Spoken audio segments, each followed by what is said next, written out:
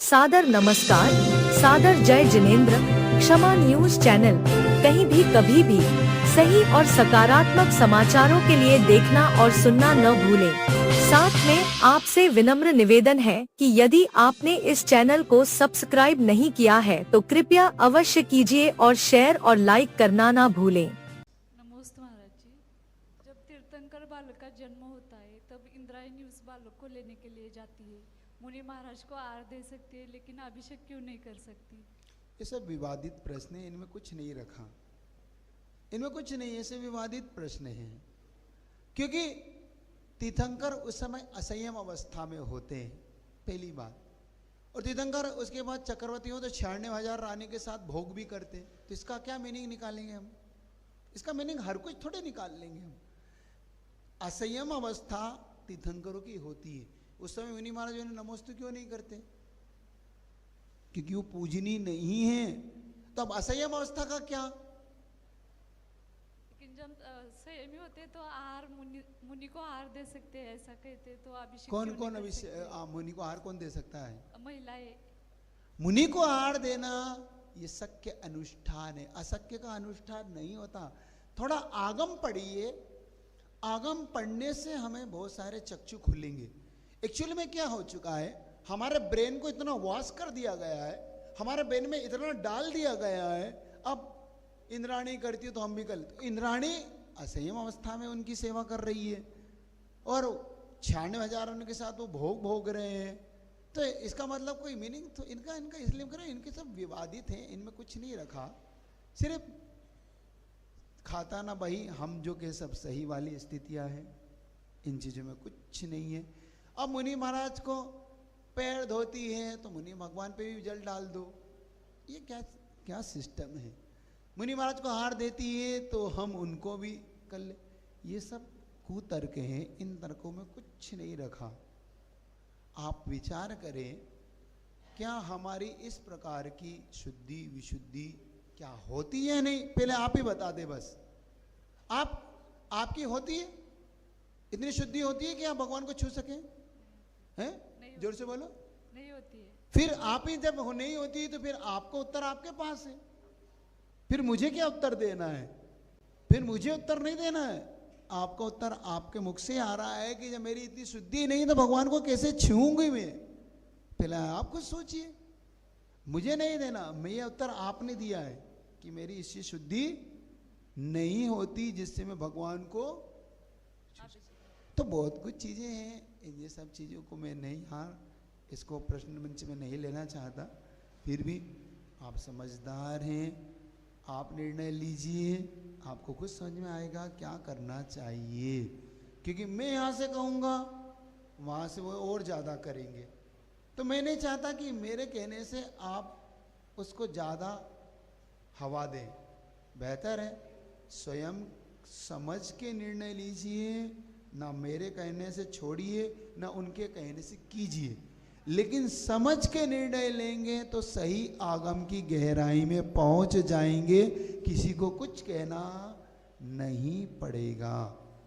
महाराज जी, हम तो अभिषेक के मतलब खिलाफ ही है, लेकिन हमारे जो फ्रेंड्स है ना ऐसे पूछते हैं क्वेश्चन की। देखो, तर्क कुतर्कों में कुछ नहीं रखा है, विवेक से काम कीजिए, सब अच्छा होगा। चलिए। नमोस्तु महाराज जी, नमोस्तु नमोस्तु। महाराज जी, बारिश के दिनों में एकेंद्रीय वनस्पति कायिक जीवों की बहुत सारी उत्पत्ति होती है। इनकी सामुदायिक कर्म की उदय रहती है और बारिश खत्म होने के बाद इन जीवों की उत्पत्ति कहाँ पे होती है? फिर जीवों की उत्पत्ति सम्मूर्छन के कारण होती है। एक इंद्रिय से लेकर 4 इंद्रिय तक जो जीव होते हैं वो सम्मूर्छन जन्म वाले होते हैं। सम्मूर्छन का जन्म का मतलब है वातावरण में होने वाली क्रियाओं से जन्म होना। जैसे पानी, मिट्टी, हवा जब एक साथ वहाँ वातावरण बनाता है तो वहाँ सम्मूर्छन जन्म से हो जाती है। लेकिन जैसे ही वो पानी सूखता है करता है, वहाँ से वो सारी चीज़ें अपने आप चली जाती, इसलिए उनका जन्म नहीं होता। सीधा सा तो सिद्धांत है, उस सिद्धांत को लगा लोगे तो आपको समझ में आएगा कि अब जन्म नहीं होता। और जैसे ही कहीं मिट्टी होती आप देखो फिर हरी आ जाती है, अच्छा था ना? तो ये सब समूर्छन जन्म के कारण ऐसा होता है, ये मानना चाहिए।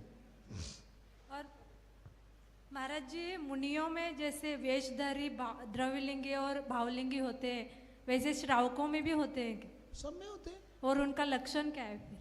अब उनका लक्षण इतने ही है, वो सब भव्य है, अभव्य है, द्रव्यलिंगी, ये सब सर्वज्ञ और मनापर्य ज्ञानी इनका विषय है।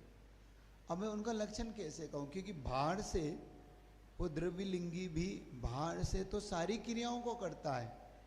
नदुदय कम्मक्खय निमदम यदि भोग निमित्तम, वो भोग के निमित्त क्रियाओं को करता है, लेकिन वो योग के निमित्त नहीं करता।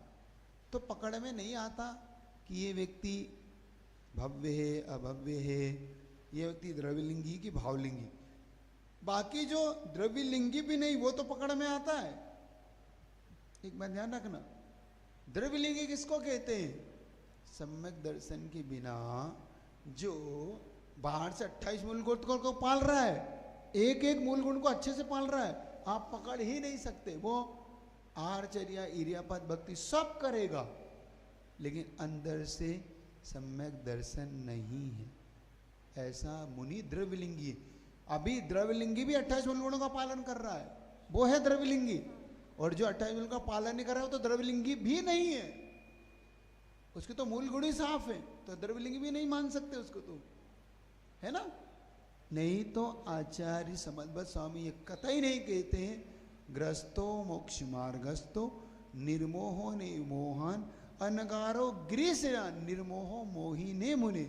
ये पंक्ति आचार्य समद्भक्त स्वामी कतई नहीं कहते। अगर उन्हें वो बिना मूल गुण के वो प्राप्त होता तो, समझ रहे, तो वो अलग है। ये माला उल्टी फेरनी चाहिए या नहीं? अब इसमें 2-3 विचार आने लगे हैं आजकल।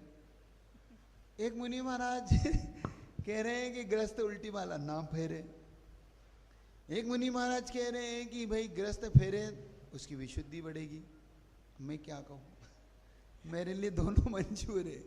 क्योंकि वीरसेन स्वामी आचार्य के पास 2 मत मिले, पुष्पदंत स्वामी के एक मत था और एक बार बाहुबली स्वामी का, 2 है ना आचार्य, पुष्पदंत और आचार्य बाहुबली भूतबली। तो भूतबली तो वीरसेन स्वामी ने क्या कहा, मुझे दोनों मंजूर हैं, जब सर्वज्ञ मिलेंगे तो पूछ लूँगा। तो मेरे साथ भी कुछ ऐसी स्थिति झाली। नमस्ते। मले कोई महित नहीं, अब मैं क्या उत्तर दूं, ठीक है ना। तो जब सर्वज्ञ मिलेंगे तो पूछ लेंगे, इतने ही रखता हूँ, चलिएगा तो अच्छे से करिएगा। और सभी लोग गंदों तक ले जा रहे हैं। हम ये कहना चाहते हैं, हर व्यक्ति इच्छल करंजी का इस अष्टानिका पर में होने वाले इन धाराओं का गंदों तक ले जाना मत भूलना। यहाँ मैना सुंदरी के हाथ से मिलने वाला गंधोदक, देखो एक होता है सामान्य गंधोदक, एक होता है विशेष गंधोदक। तो इस गंधोदक को हम भी ले रहे हैं, ऐसा नहीं कि हमने नहीं, हम भी लेते, क्योंकि ये पद ही कुछ ऐसा है। महाराज जी, ये गंधोदक रात को घर में रख सकते हैं? एक मिनट मुझे पूरा करने दो। तो ये गंधोदक हर किसी को ले जाना है।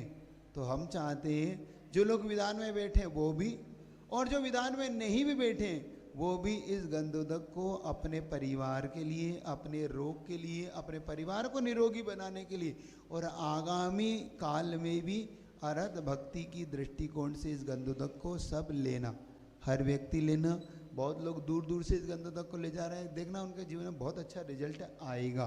तो ले जाना चांदी के डब्बे में। हाँ, अब रही बात रात की, तो रात को नहीं रखना है, उसे दिन में ही करना है। रात में उसका विसर्जन कहीं भी, शाम होने से पहले पहले उसका विसर्जन किसी भी, कोई बात नहीं, अब ले गए हैं तो लगा लीजिए, लेकिन कल से सावधानी रखेंगे, दिन में ही गंधोदक का विसर्जन, अगर जितना लगाना लगा लिया, परिवार को दे दीजिए, आसपास में दे दीजिए, और फिर उसको रात होने से पहले विसर्जन कर दीजिए, ठीक है। क्षमा न्यूज चैनल देखने के लिए आपको बहुत बहुत धन्यवाद। सादर प्रणाम। सादर जय जिनेंद्र।